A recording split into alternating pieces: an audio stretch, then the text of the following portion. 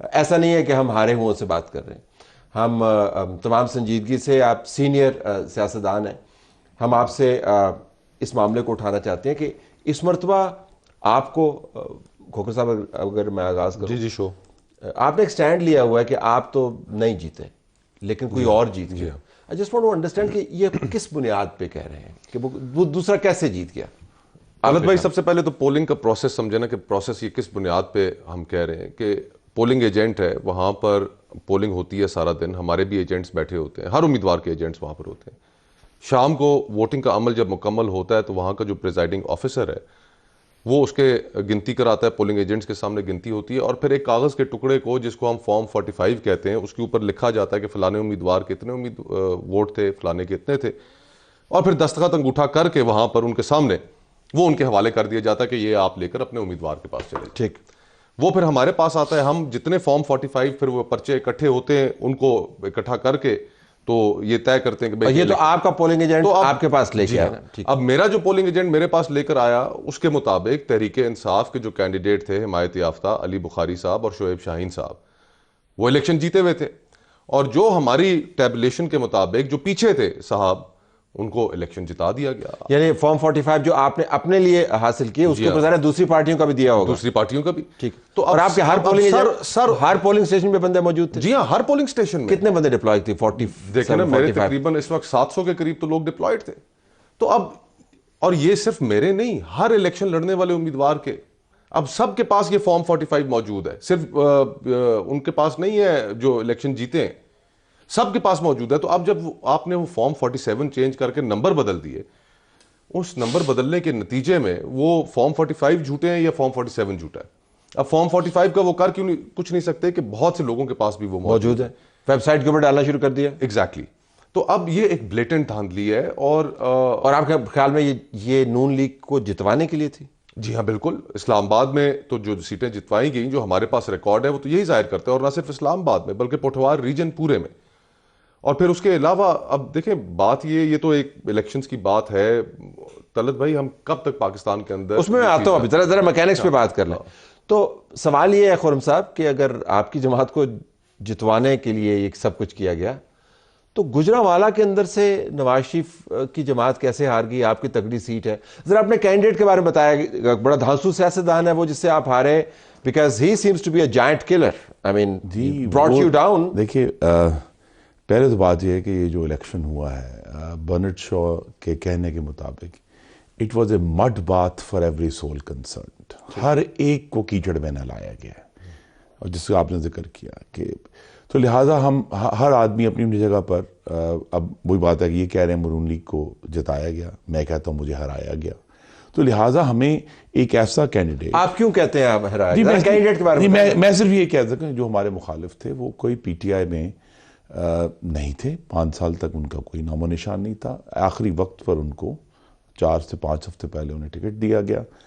और उनकी जो असल बात है कि हमें अपने शहर की, गुजरांवाला की गलियों में, कस्बों की गलियों में, कुछ देहाती इलाका भी है, किसी ज़मीन पर उनकी कोई मौजूदगी जाहिर नहीं। तो सियासी टर्म्स में ज़मीन पर मौजूदगी क्या है, उससे क्या मौजूदगी है कि आप गलियों में जा रहे हैं, आप वहाँ लोगों से इज्तिमात कर रहे हैं, आप उनसे मिल रहे हैं।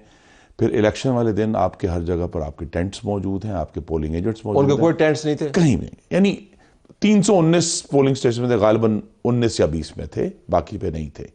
तो लिहाजा हमें, हमारे जितने भी दोस्त जो वहाँ मौजूद थे, पोलिंग एजेंट्स मौजूद थे, जो वहाँ पर्चियाँ काट रहे थे, वो सब बहुत ही इस मामले में पुरएतमाद थे कि अल्हम्दुलिल्लाह हमने बहुत अच्छा परफॉर्म किया है। ये तो जब रिज़ल्ट आना शुरू हुए तो फिर हमें परेशानी लाक हुई, और फिर बिल आखिर हमारे पास तो 319 के रिज़ल्ट नहीं आए, हमारे पास 206 के रिज़ल्ट हम तक पहुँचे। बाकी क्यों नहीं आए? बाकी हमने ढूंढे हैं, वो नहीं मिले हमें अभी तक। यानी आपके पोलिंग, आप और ये पहला इलेक्शन नहीं लड़ रहे ना, आप मुश्किल हालात में आप इलेक्शन। और गुजरांवाला तो नवाज शरीफ का गढ़ नहीं, वो शहर है, यानी ये कोई नहीं ना कि कोई दूर दराज का इलाका। 25 किलोमीटर ज्यादा से ज्यादा हमारा स्पैन है। कोई 100 किलोमीटर, 150 किलोमीटर का हल्का तो नहीं है कि आप कहेंगे वहां बड़ा। और आपके जो कारिंदे हैं वो मंझे हुए लोग हैं? जी, मंझे हुए लोग हैं, पुराने लोग हैं। और वो ये भी एक बात है ना कि जी हमारे पास हर यूनियन काउंसिल में अल्हम्दुलिल्लाह मुस्लिम लीग नून की मौजूदगी है। तो लिहाजा इनकी तो कोई मौजूद, क्योंकि इनका बल्दियाती उम्मीदवार ही चूंकि 5 हफ्ते पहले आए हैं, तो उनका तो कोई नुमाइंदा किसी गली में, किसी यूसी में मौजूद ही नहीं था। तो लिहाजा हमारे वाले तो बहुत एक मुश्किल सवाल है कि ये कैसे हुआ है। और तो आप का डिफरेंस कितना है? मैं नंबर देख रहा था, 17,000 का फर्क है जी, 17,300। तो अगर 17,000 जो है उसके लिए आपके पास 206 के आए हैं और बाकी के नहीं आए, तकरीबन 103 के करीब आपके पास नहीं है, एक 1/3 नहीं आए। तो उसमें कितना रिजल्ट तब्दील हो सकता है? Just give us an arithmetic possibly. जी आप देख लें, अगर आप समझ लें कि 1/3 के ऊपर रफली कोई 2.25 लाख वोट है जो काउंट होगा, उसमें वो मेरे हल्के में 5 लाख स्टोरी है। तो सवाल बनेगा, और बाकी ना, नून लीग को जिताने के लिए तो गुजरांवाला क्यों गया, फैसलाबाद क्यों उड़ गया, लाहौर के अंदर क्यों फ्रैक्चर हो गए, उनकी बड़ी बड़ी सीटें जो हैं wiped out from the heartland. लेकिन उसमें एक और चीज जो मद्देनजर रखने वाली है, with all due respect to Khurram भाई, कि देखें ये इलेक्शन इस लिहाज से था ही मुनफरद कि एक जमात को इसके अंदर पार्टिसिपेट नहीं करने दिया, उनको कॉर्नर मीटिंग्स नहीं करने दी, उनको जलसे नहीं करने दिए, उनका निशान उनसे ले लिया गया। वो सिर्फ खुर्रम भाई के हल्के में नहीं, पूरे पाकिस्तान में शायद कोई ऐसा हल्का नहीं होगा कि जहाँ पर वो कोई कॉर्नर मीटिंग्स उन्होंने की हों, जिस तरह हम बाकी कैंडिडेट्स करते हैं इलेक्शन के दौरान। उनका जो सारा स्ट्रक्चर था उसको डिसमेंटल कर दिया गया था इलेक्शन से पहले। और जो मुनफरिद चीज़ है इसमें, इस इलेक्शन में, वो यही है कि वो तमाम पैराफिनेलिया, वो जो चीज़ें हम समझते हैं कि ज़रूरी हैं इलेक्शन लड़ने के लिए और इलेक्शन डे की मैनेजमेंट के लिए, कि आपका पोलिंग कैंप भी होगा, आपके पोलिंग एजेंट्स भी होंगे, आपके ट्रांसपोर्ट भी आप लोगों को देंगे, ये सारा कुछ करेंगे, उस सारी चीज़ को पलटा के रख दिया लोगों। तो बस एहतराम आप ये फरमा रहे हैं कि जिस तरीके से पाकिस्तान में 72-74 साल से इलेक्शंस हो रहे हैं, जो मैकेनिक्स हैं, इस मरतबा पीटीआई के वोटर को उसकी जरूरत नहीं थी। और मैं ये समझता हूं कि ये मेन स्ट्रीम मीडिया का भी बहुत बड़ा फेलियर है मेरे नज़दीक। वो इसलिए कि मीडिया जो है, main stream media, electronic media, वो एज अ मीडियम यूज हुआ ही नहीं। सारा सोशल मीडिया इस्तेमाल हुआ। आप यूज नहीं देखें ना, अब मैं आपको बताता हूं इस तरह उनके तमाम रिप्रेजेंटेटिव्स की तमाम प्रेस कॉन्फ्रेंसेस हर वक्त नहीं, मैं अब आपको बताता हूं मेरे ख्याल फैक्चुअल हम बात करें ना, नहीं, मेरे ख्याल में, मेरा बात सुन लें, मेरा पॉइंट नुक्ता सुन लें। और वो ये कि हर हल्के के अंदर जब उनके कैंडिडेट का मुख्तलिफ निशान था, वो उन्होंने अपने इस मेन स्ट्रीम मीडिया के जरिए तो कन्वे नहीं किया। उन्होंने किस तरह कन्वे किया? जहां पर उन्हें वोट पड़े, हजारों के हिसाब से पड़े, वो किस तरह उन्होंने कन्वे किया?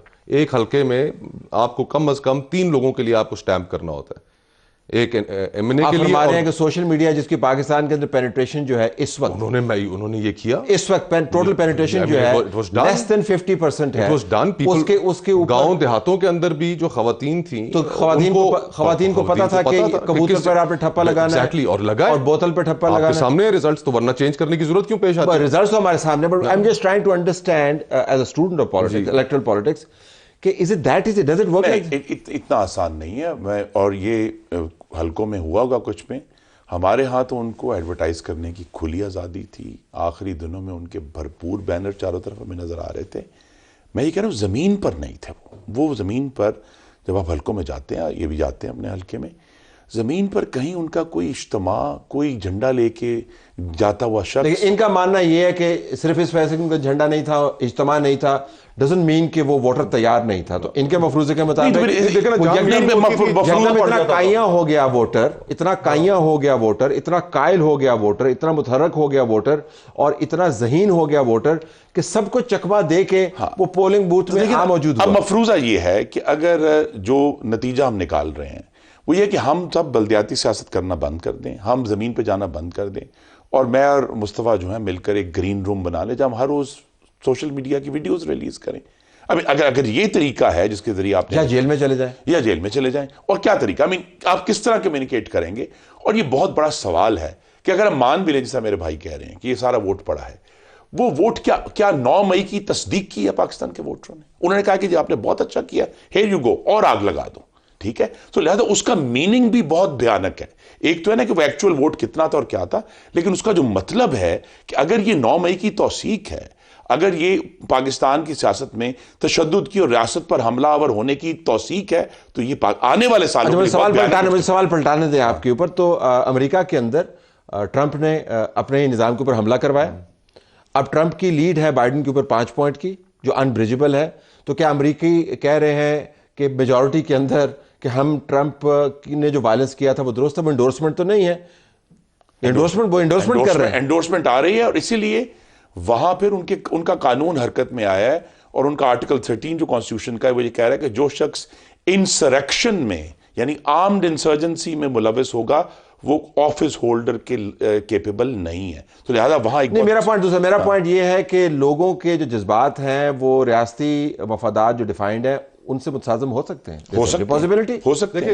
ये तो इसलिए अगर अमेरिका में ये हो रहा है तो ये कोई वहां मुस्बत गुफ्तगू Your take on this. उनकी जमहूरियत जो है वो मुस्बत तरफ नहीं जा रही, वो मनफी तरफ जा रही है। My take on this is in a nutshell कि देखें एक ज़माना था कि जिस वक्त मियां नवाज शरीफ साहब जब वोट को इज्जत दो की बात कर रहे थे, एंटी एस्टैब्लिशमेंट पोजीशन थी, बहुत स्ट्रांग थे, पॉपुलर थे। और फिर जब अब पीटीआई के पास एंटी एस्टैब्लिशमेंट नैरेटिव आया तो पीटीआई पॉपुलर हो गई। तो हमारे मुल्क के अंदर जो हमारी पब्लिक है उसके सामने बहुत सी चीजें हम मसलत की वजह से टीवी प्रोग्राम्स के ऊपर आप लाइव में क्या लोगों को बता रहे हैं, हाँ, इनफैक्ट आप ये बता रहे हैं वोट किरणा ने तो एस्टैब्लिशमेंट की तुलना ने, देखें Is that what you're saying? देखें तो यही पाकिस्तान के अंदर पाकिस्तान की जो सियासी तारीख है उसके अंदर जो Which borders on saying, you know, तो आप you do Norway and then you win 8 February. No Yes. देखें नो This is- ये बिल्कुल भी नहीं है। उसके अंदर जो सबसे बड़ी हमारी कॉन्ट्रडिक्शन है हमारे माशरे की वो यही है कि जो अभी तक हम तय नहीं कर पा रहे कि ये मुल्क चलाना किसने है। लोग इसको समझते हैं आखिरी हफ्ते के अंदर आप 3 सजाएं दे दें, उसके अंदर से एक ऐसी आप सजा दें इद्दत वाले केस के अंदर के उसके ऊपर अच्छा खासा आदमी वो भी शर्मसार हो जाएगा यार कि ये क्या हो रहा है। तो आप जब ऐसी चीजें करेंगे तो उसके नतीजे में आप ये समझते हैं कि फिर लोगों के अंदर हमदर्दी भी पैदा नहीं होगी। इम्पीचमेंट किसके ऊपर हुई थी? किसकी? क्लिंटन की नहीं, अब क्लिंटन अब ईस्टर्न वैल्यूज और वेस्टर्न वैल्यूज के अंदर तो फर्क है ना। वहां पे the guy was caught in his office doing something, मैं यहां बड़ा पर फेवर नहीं करता इद्दत वाले केस का। नहीं, बात यह है, देखिए a mandate at the voting booth बहुत वैल्यूबल है, उसकी क्रेडिबिलिटी है, लेकिन वो क्राइम को जस्टिफाई नहीं कर सकता। ये हम बात ये इसी से तो शुरू हुआ सारा मामला कि भी आपने अगर मैं आपने मालूम है पाकिस्तान में बड़े बड़े बदमाश वोटिंग बूथ पे कामयाब हुए हैं और हम कहते हैं ये तो बड़ा गलत हो गया। द पॉइंट इज हिंदुस्तान की पार्लियामान के अंदर एक वक्त में 62% लोग जो थे उनके ऊपर क्रिमिनल ऑफेंसेस के अंदर एफआईआर दर्ज थी। नहीं, लेकिन फिर इसमें एक और पॉइंट भी जरूर कंसिडर करना चाहिए ना कि अगर हम 9 मई के कॉन्टेक्स्ट के साथ इस इलेक्शन को जोड़ रहे हैं तो वो हमारा जोड़ना भी गलत है। इसलिए गलत है कि 9 मई की तो प्रोसिक्यूशंस हो रही हैं। 9 मई का तो जो केस है वो तो सुप्रीम कोर्ट ने इमरान खान आपने एआई जनरेटेड इमरान खान का जो मैसेज था नहीं, अब आप देखें ना, I am just trying to put it, मेरा ख्याल ही सेड कि इस वर्डिक्ट के बाद लंदन प्लान डिफीट हो गया। और आपको पता है उनकी लंदन प्लान की डेफिनेशन क्या है? लंदन प्लान नहीं, look I am not here to defend PTI, लेकिन what I am saying is कि जो हम आर्गुमेंट कंस्ट्रक्ट कर रहे हैं मेरे ख्याल से जो बड़ा आर्गुमेंट है वो ये है कि people of Pakistan have spoken. और Have they really spoken? वो कह रहे हैं कि my mandate is stolen. No, they've spoken. Javed Latif ने आगे भाई के ऊपर कहा कि जी मेरे वोट चुराए गए। मैंडेट और जिन हालात के अंदर यानी लोगों ने इनकी बाहर हार निकल ठीक के है। वोट दिया। Let me hear you on this. नहीं, मैं ये जानना मैं ये जानना चाहता हूं कि खैबर पख्तूनख्वा में वो कामयाब हुए, वो ज्यादा वो इलेक्शन फेयर था। पीपल्स पार्टी सिंध में कामयाब हुआ, इलेक्शन फेयर था, लेकिन पंजाब का इलेक्शन फेयर नहीं है। Punjab was the main battle ground. नहीं, और वो जो ये तो नहीं हो सकता ना लेकिन कि अगर नेशनली कोई सिस्टमैटिक हो रहा है मामला तो वो इलेक्शन ठीक है, ये वाला इलेक्शन ठीक है, और नॉर्थ पंजाब का इलेक्शन भी ठीक है। नॉर्थ पंजाब का बिल्कुल ठीक नहीं है।